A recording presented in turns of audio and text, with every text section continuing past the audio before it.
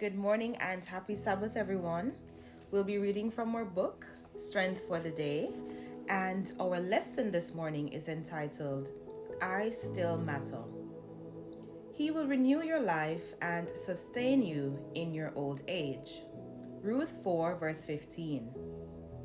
Growing up on the beautiful island of Barbados, I never envisioned myself getting old, much less reaching 82.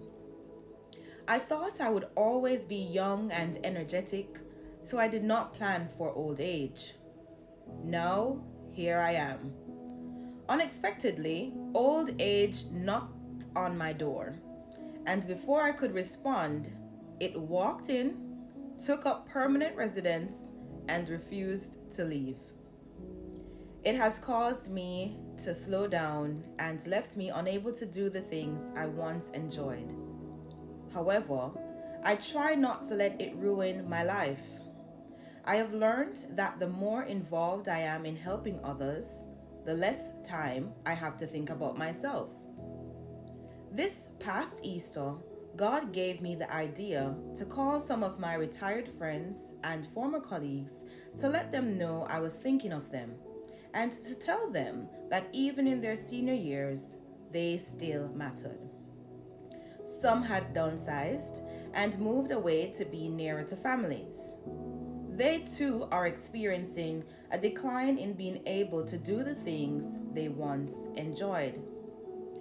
The day following Easter, I made 6 calls, including one to my 98-year-old former handbell choir director. She was delighted. We laughed and reminisced about the good old days.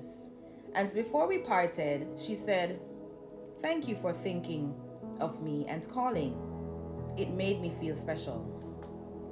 Another call was to a former boss whom I worked with 43 years ago. He was happy and thanked me for my contribution to his department's success during my tenure of service. He commented that he was following in my footsteps and was writing a book. I encouraged him to keep writing. A later call was to a dear friend, the pianist at my wedding more than 43 years ago. She returned my call on her way home from work. We chatted for several minutes. At the end of our conversation, she remarked, "Every night after I come home from work, I cry. Tonight, I did not cry. Thank you for calling me." Her beloved husband had succumbed to pancreatic cancer some months before. Old age is a blessing from the Lord, but sometimes we may not see it that way. I am thankful that God continues to give me special moments to brighten the lives of fellow travelers on the road of life. No one is ever too old to inspire or encourage others. Shirley C. Hainacho. It is my hope that you have been strengthened for the day and you've been encouraged for the day. As the lesson reminds us, I still matter.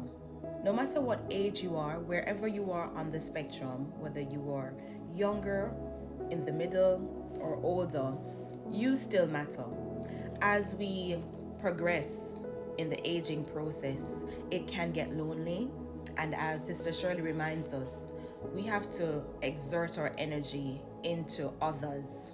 We have to help others because whilst we're helping others, God is helping us in return. So you're sorting out someone else's business, God is sorting out your business. And I'm a testament of that.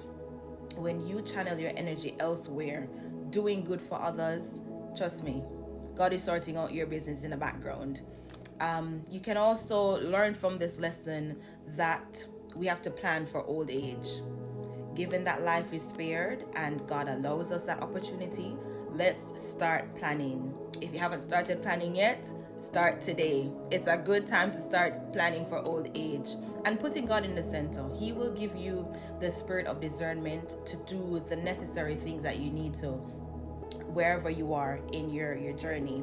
And finally, if you're able to, make that phone call to someone you haven't spoken to in a long time.